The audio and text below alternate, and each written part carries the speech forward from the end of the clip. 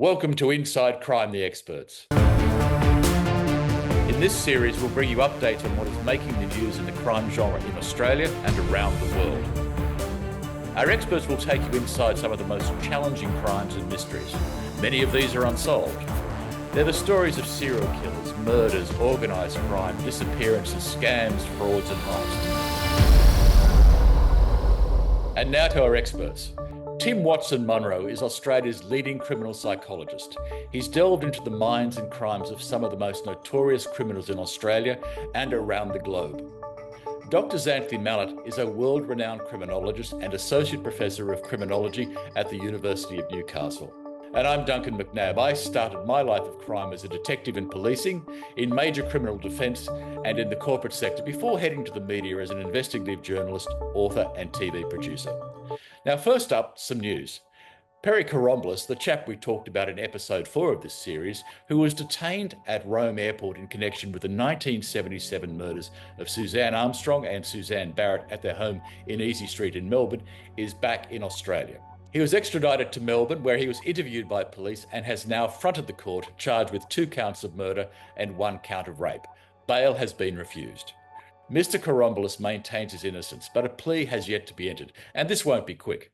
The prosecution needs to serve a brief of evidence on the defence, and we're at the start of what may be a few years in and out of court. That's how it works these days. The inquest into the 2014 disappearance of Australia's 3-year-old boy, William Tyrrell, was destined for final hearings in mid-December this year, but they've just been cancelled, and the coroner will now take submissions from the various parties and deliver her findings later. A date isn't known at this stage. Finality in this sad saga, I think, will elude us all, unless William is finally found, and that may be more due to accident rather than investigation. The last case we'll chat about in the news updates is that of Greg Lynn, the former pilot we spoke about in our very first episode. Mr. Lynn has finally lodged an appeal for his murder conviction. You'll remember he pleaded not guilty and went to trial for the murders of Carol Clay and Russell Hill in Victoria's Alpine country. He was found guilty of Carol Clay's murder, but not that of Mr. Hill's. There are 4 key points in his appeal. They include the usual jury got it wrong, but the appeal also takes a hefty swing at the conduct of the case by both the police and the prosecutors. As we discussed a few months back, this case still has a long and possibly bumpy road ahead. And now to our experts and the topic of the day, obsessions. And a couple of stories have caught our eyes of late. There's the story of the UK builder Neil Berriman, who believes that his mother's murderer, Lord Lucan, is alive and living in Queensland as an elderly gay Buddhist monk, though others reckon the old chap isn't really Lucan, but rather a fellow who once toured Canada with a drag troupe. Mr. Berriman has finally confronted his nemesis, but is it the right bloke? The other story is that of a well-to-do Qatari woman who became obsessed with a psychic she'd met on a psychic website. He told her he could bring an end to her misery. She fell in love with him and passed on her and her boss's jewellery collection for cleansing. And it didn't end at all well. Now, over to the experts for our discussion on this very unusual subject of obsessions. Just before we get into Lord Lucan, cleansing is perhaps laundering. Yeah, he laundered the jewellery and took the money. But I think the Lord Lucan case is fascinating. Duncan, you're obsessed with it. Perhaps you can tell us more.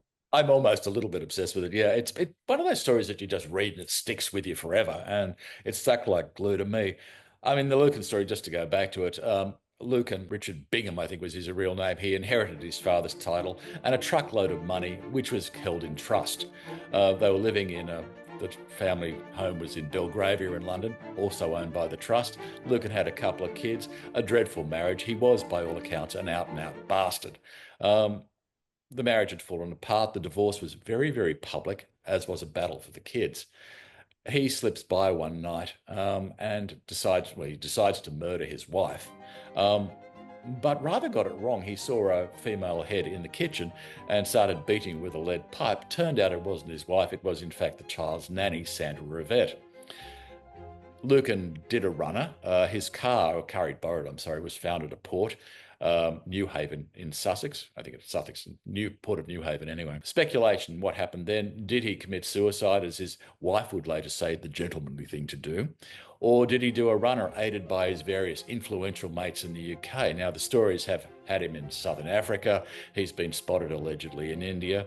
He was spotted in Melbourne. Turned out it wasn't him. It was another erring British person called John Stonehouse, currently a Netflix documentary.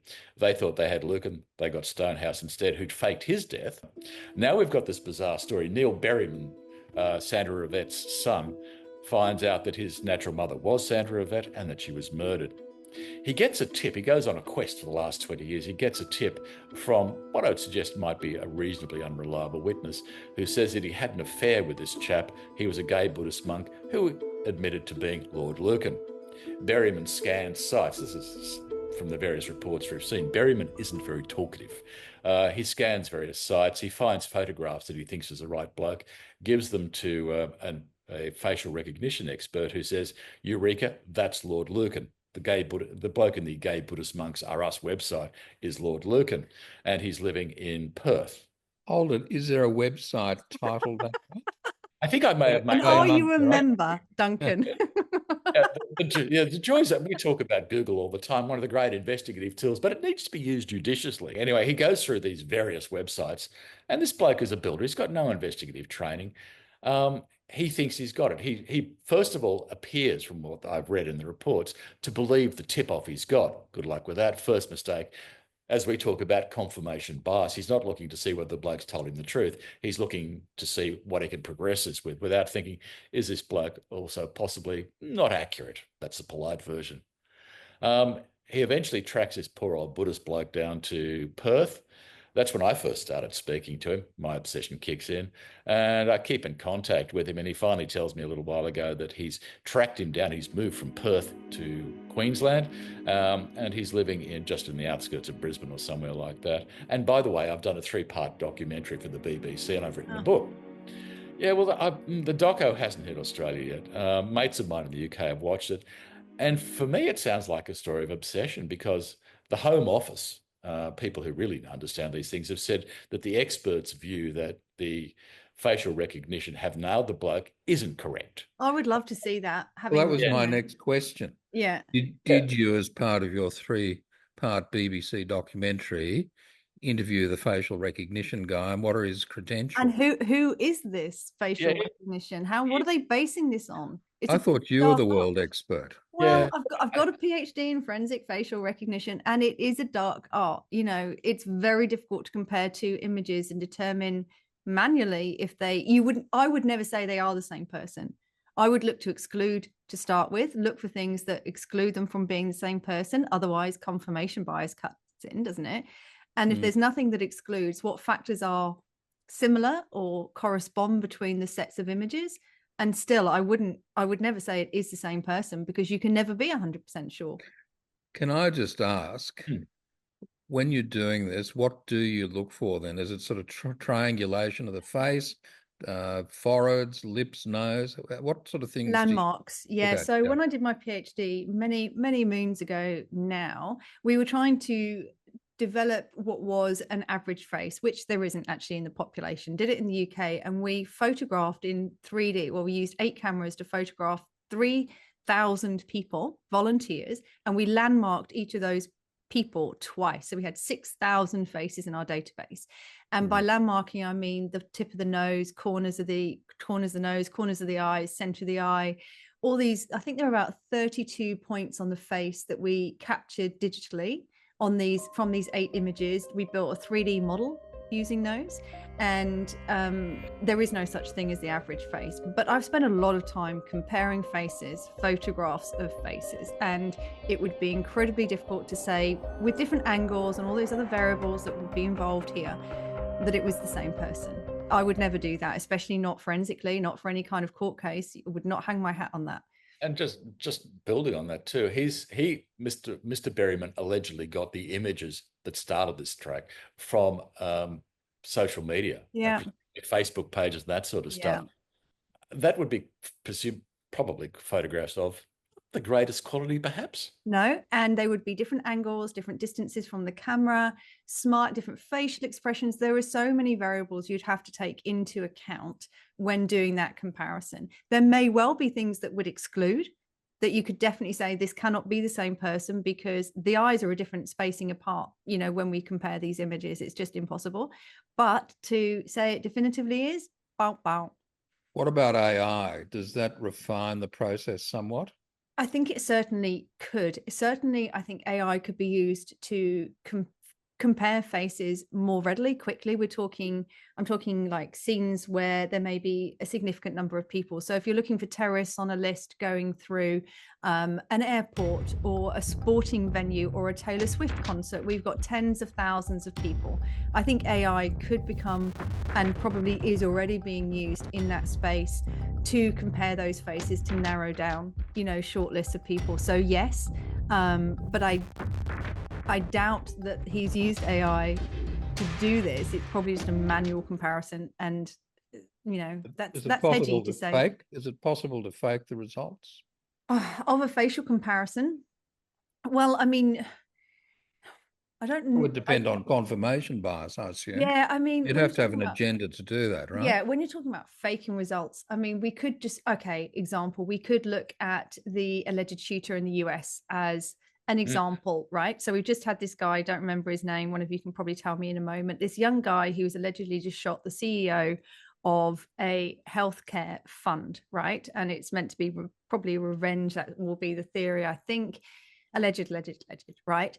Now, lots of images have come out, been released by the police when they were searching for him. It would be possible to do a comparison of those faces looking at what you can see in them, but you couldn't exactly, I don't know why you would exactly fake it, because once you've done that and you've identified a suspect, you would do all the normal investigative techniques to finally link them to the scene, the DNA, access, all of that stuff that the police would do. So I don't know why you would fake it, because it's meant to, if you're looking at identifying a suspect, it's meant to narrow that pool, give you leads, but then you would follow up with the normal investigative tools. Did that make any sense? It does. It segues very much to what we've discussed before. The science is fabulous, but the science is only one part of the entire process. You've got to go back and prove your basics, like time, date, and place. To use the mantra, time, date, and place. If you can't get the chronology straight, the science is great, but it doesn't. The science is one piece of it. People have said to me when I've done scientific reports for cases, "Oh, you solved that case." And I go, "No, I provided a very small part of a puzzle, which, when you fit it into the general picture, helps a jury make a decision based on guilt or otherwise of the accused." I didn't solve anything. I only added one little piece that may have helped contribute to the knowledge base. That's all I did. And that's all each piece of science does. You can have DNA, and it doesn't matter whether the DNA, ratio they give you is extraordinary in terms of it being a match. DNA on its own isn't enough. And the BBC team actually spoke to the chap, and the old bloke up in Brisbane just fervently denied everything. He seems to be a colourful character. He seems to allegedly have had a couple of different names in the past. Yeah. Well, the aristocracy have their own peccadilloes and stories, don't they? Yeah, well, Lucan certainly had all that. He went to Eton. He had an undistinguished career in the British Army very quickly.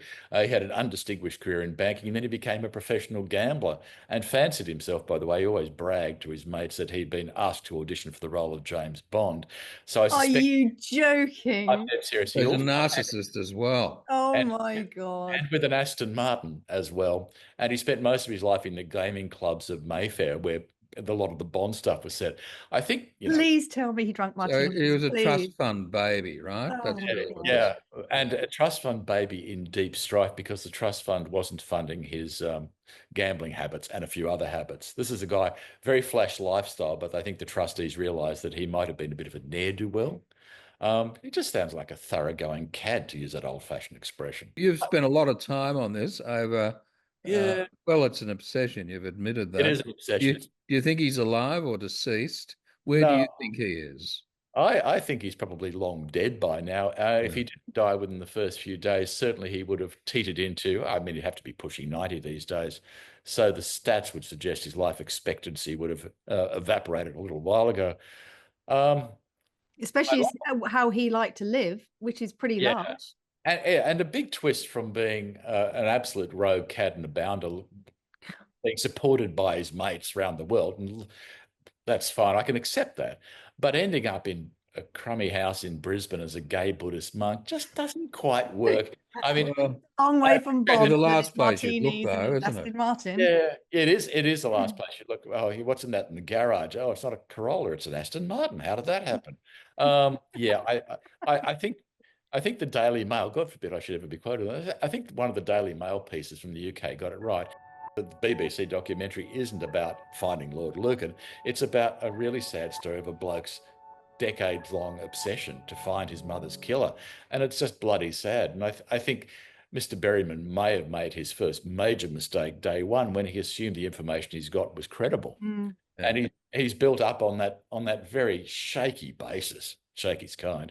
Well, he's an entire life on it. People will hang on to any skerrick of information if it gives them a sense of hope, and it's a very subjective interpretation of all of that. Yeah. And then once it's in play, it just snowballs, doesn't it? And they just want to pull any thread that may lead them forward because they're just desperate for an answer. So however tenuous or unreliable or unrealistic or frankly out there and crazy. Exactly. It gets very, very messy. You've actually got to be brutally objective. And I don't think poor old Mr. Berriman was. I just wonder whether it also adds to his enthusiasm for this story is the fact that he'd never met his mother, who's given up at birth. Oh, that won't help. Yeah. And he didn't find out who his mother was until his adoptive mother died, and she left him a letter saying, by the way. How old was he at that point? 20s. Oh, maybe. adult. Okay. He was an adult. She died, and they had a great relationship, but he wasn't aware of who his natural mother was. So his, 20s or 30s or whatever it was, he found out then that his natural mother was probably one of the most famous murder victims in 20th century UK. And that sort of kicked him into gear. I just wonder whether that sort of adds to the driver, finding out more about his mother and who killed her. Without being too much of an agent provocateur. Which is your normal role. Can be. Has been absolutely confirmed that he's the biological son.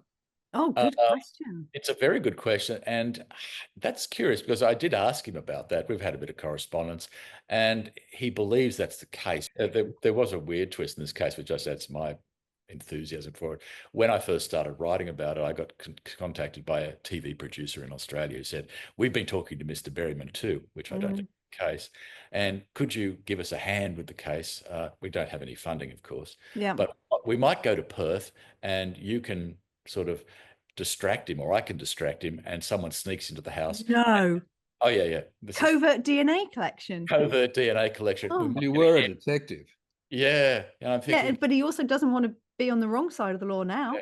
Look, I've upset the WA police frequently in my past as a documentary maker anyway. Has he thought about using a psychic? Oh my, don't. And what are your views on psychics?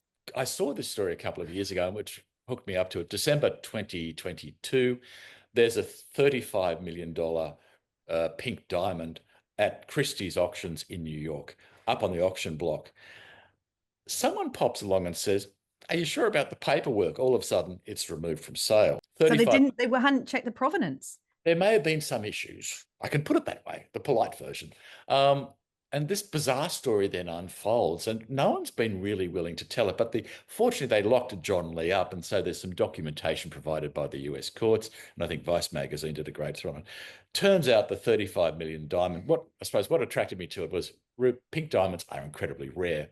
And my nasty mind thinks, $35 million pink diamond, could it have come from Australia's Argyle diamond mines, where there was this massive heist, fraud, scam, whatever you want to call it? There's only 2 or 3 diamond mines across the world that gave up pink diamonds, aren't there?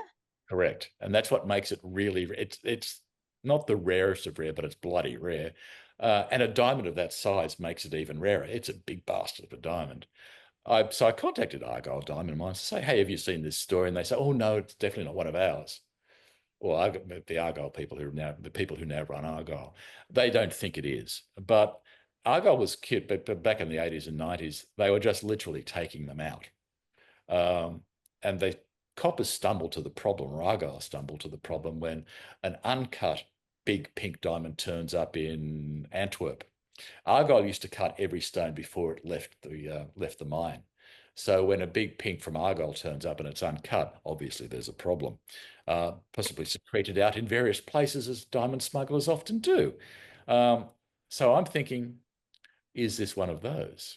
I have a question about diamond provenance. Can you tell if you're an expert by evaluating a diamond, what mine it came from? Is there anything unique? Even, I mean, I guess I'm asking, do they have some sort of diamond equivalent of DNA that you can actually specifically say this definitely came from Argyle or wherever across the world? I have to sadly admit, as the great-grandson of a diamond merchant, that I have no idea. But wouldn't it be great if one of our listeners did know and they tell us? Yeah. Is there a diamond expert listening? I think broadly, yes, you can actually tell where it came from. There is some sort of way of telling it, how, and also who cut it, how it's cut, blah, blah, blah. I think there is some provenance you actually can scientifically prove where the diamond came from. And I think there, as you point out, there are three. I actually think it can be done these days. I think in the old days, it just required a lot of ability and, generations of expertise. It's withdrawn from sale. Yep. And then what happens? Well, there's an investigation that had already started, and this is the weird part about the story. And to go back to 2018, I think it was, the personal assistant to a bloke who was the former Qatari foreign minister, former Qatari prime minister, bloke worth a couple of $1 billion. Who's the lead guitarist? Yeah. It's a dad joke at Christmas. Sorry. Oh, that was a good one. I was going back to your old days as a guitarist. Oh, we've seen the photos. That's true. This woman is not having a great life. Qatar, I suppose it might not be unreasonable. She's upset and she's not feeling well. She's got problems. So she goes online and she's always fascinated by psychics. So she goes online and finds an outfit called Purple Garden, where people can pay you for private chats, and psychic advisors will provide a range of services to customers, including mediumship, whatever that is, tarot card reading, love, relationship, and career advice. Well, now I know what I'm missing in my life, Duncan. And I think Purple Garden... That's my job description. And mine most days, actually, dealing with, Looking at what John Lee, who actually was running Purple Gardens out of two places, out of Florida and New Jersey, both of those you'd have to scratch your head if you're thinking, two of the sunny places for shady people in the case of Florida. New Jersey, purple haze, all sorts of fascinating people up there. Anyway, this poor soul contacted him, and it's interesting. She contacts him in 2018. I'm just having a quick squiz of the court paper, and they begin corresponding with each other. She keeps sending him money for advice, guidance, life coaching. She becomes obsessed by him, and his advice turns into love. She thinks they have some sort of online relationship. Come around to 2022, and she's being, I think, nicely groomed would be the term, and she's obsessed with this bloke she's never met online, and he's giving her all this bloody great advice, and she's sending him money, not huge amounts, $500, $1,000, that sort of jazz, and she's still feeling miserable. So hang on, so she's been using him for a while now, she's still feeling miserable. Yeah, so this clearly isn't working, and she is still sending this guy money. Yeah, and the curious thing is, by that stage, he's well and truly inside her head and knows who she works for, where she works, and what she's worth. So ka-ching. Presumably, he knew that before he was contacted by her, if he was a genuine psychic. Yeah. Oh, good point. Yeah. So what do you do for a living? I already know. This is the bizarre thing about it. So he suggests to her that she should send her own jewels and watches and all that sort of stuff. A chunk of change in this involved, and he would give them a psychic cleansing. The auras would be dusted up. Well, the auras didn't get dusted up. She did. So she sends them to him, I think by DHL or one of the courier companies. It goes across to Florida. He works his psychic magic on them and sends them back. She's still not feeling all that flash. So because it's all insufficiently cleansed. I mean, God. Yeah. Oh, you're so cynical, Doctor. Oh. Absolutely. It gets worse. So he then says to her something along the lines of, maybe it's your boss's jewels that are causing a bit of unease. Well, and the boss, worth $2 billion, stuff's in a vault. She's got access to the vault. So I don't know what state she may find herself in at the moment. And there is apparently CCTV of the vault with her going in and out and coming out with packages. So in July 2022, she's still feeling miserable. She's accessing the vault.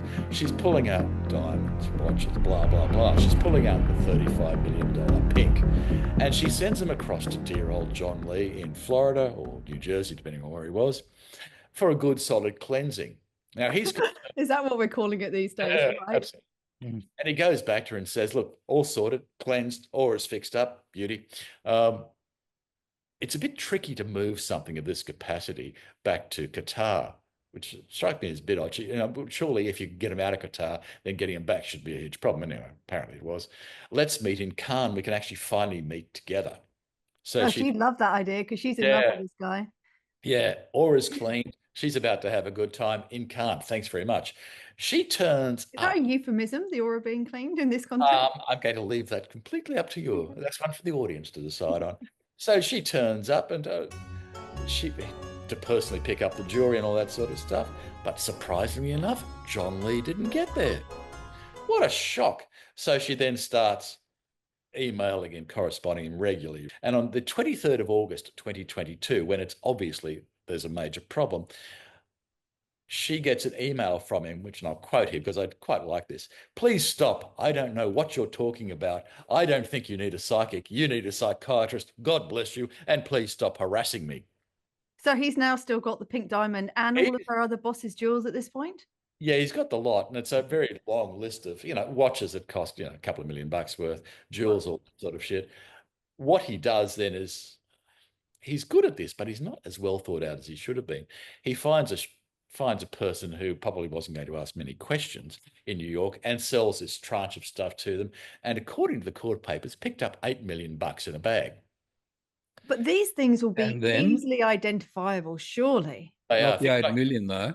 He traded in the traceables for non-traceable. Exactly. To a person who may or may not be a reputable diamond dealer. I think one of the investigators I've seen written about said it would be obvious at that price that it may be illegal. Mm-hmm. Surprise. So what happened to him? Did they bust him? Did he go to jail? Yeah, eventually the diamond's caught and pulled off, so that's all fine. He got locked up by the coppers who did a pretty good job on this. And in May of this year, he was convicted and sentenced to 36 months behind bars, a fairly light sentence because he was helping police with their inquiry. So I think there's a broader story here somewhere. Well, the broader story suggests co-accused, doesn't it? Yeah. And I'm thinking too, it's that in trial, he's opened the door to people who trade in all these. Yeah, they want the bigger guns here. They don't want the little fish. They want the big fish. Yeah, and it's one of the curiosities of these things I've seen over the years, and you've probably all seen it before too. Sometimes people just steal something and they don't know what to do with it. Yeah. So if you can find somebody, it then opens the door to this broader chain.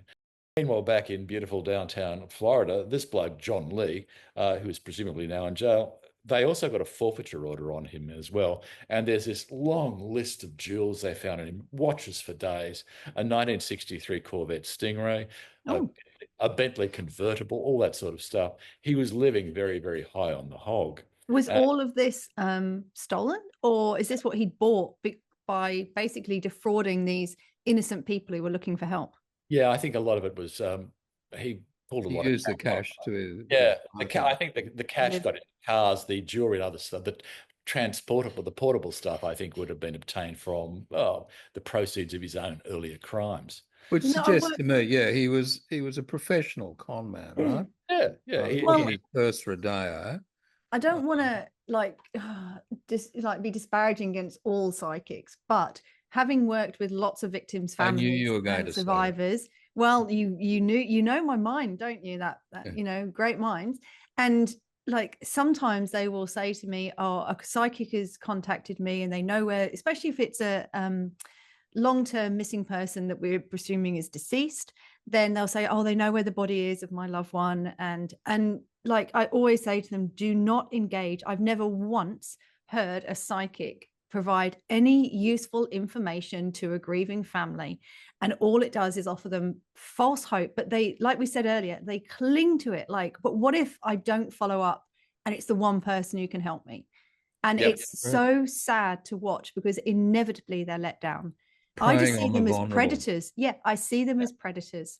No, so it's frustrating and it's disheartening and it's dishonest and it's heartbreaking for the families. Yeah, and in the case of this poor Qatari woman, who I presume was one of many that this bloke's conned, I was fascinated by not only what he got, but also the grooming that he's gone through with her. And he's waited pretty much 3 years to get right inside her head before he goes for the big. But wasn't it worth it though? I mean, seriously. Yeah, with a light sentence. Yeah. And presumably there's to use your term, a truckload of cash somewhere that he will collect. And he's going to do it again. He's going to get out. He's going to do it again.